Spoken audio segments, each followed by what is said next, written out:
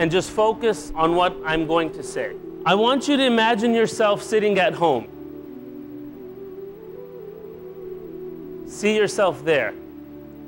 Feel the couch that you're sitting on. Look at your kids running around. You're watching TV, you're reading a book, you're on the computer, whatever you usually do. And suddenly, you feel this immense pain in your chest. Put your hands on your chest. This immense pain. You don't know what it's coming from. It's just this immense pain. And you take a deep breath, and you think it will go away, but it doesn't. And this pain is just increasing, and suddenly you see yourself sweating.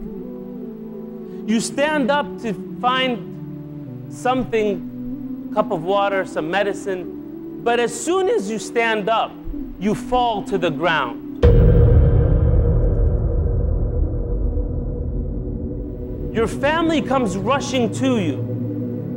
What's happening? Are you okay? You look at them. A tear comes out of your eye, but you cannot utter a single word.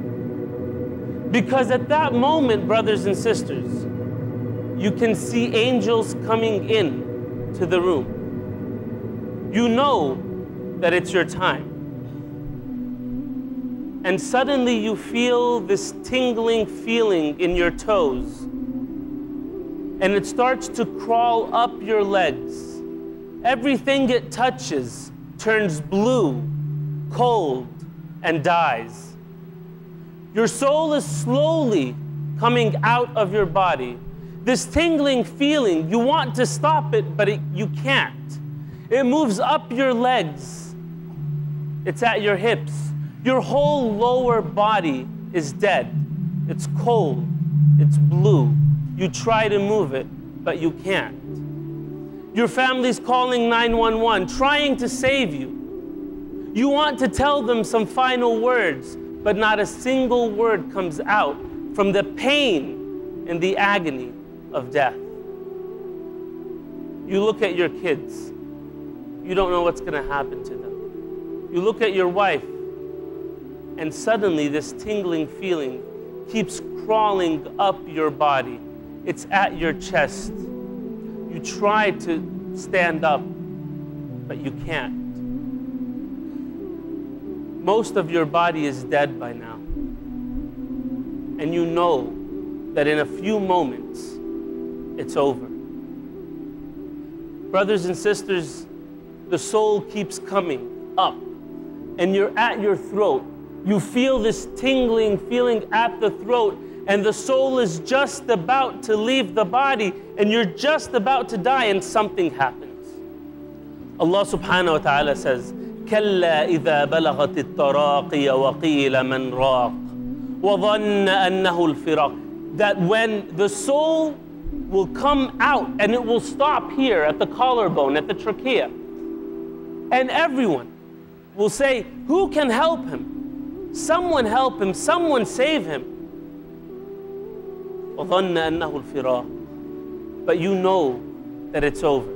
You know that you're dying. You know that you're leaving this world. وَالْتَفَّتِ السَّاقُ بِالسَّاقِ. Your leg will be on top of the other like this.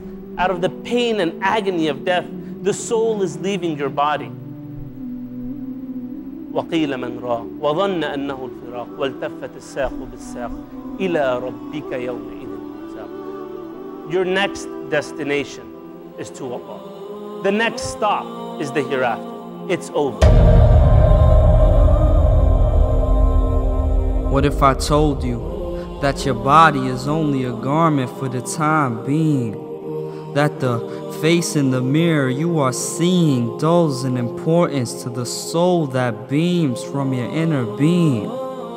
What if I told you that when we die it will feel as though in our lives we were dreaming or sleeping, so fleeting, the spirit freeing like streams, discovering new meanings, more than what it truly ever seems? What if I told you that Allah repeatedly swears in the Quran by the night, making oaths to the changing day to remind us of his power over this whole display, and to think of how fast time can feel in just one day.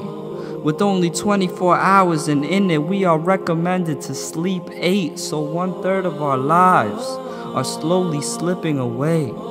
What if I told you that the grave is too small to fit your house, too small for the money, for the cars that will fade like stars in relation to the vastness of what is to come?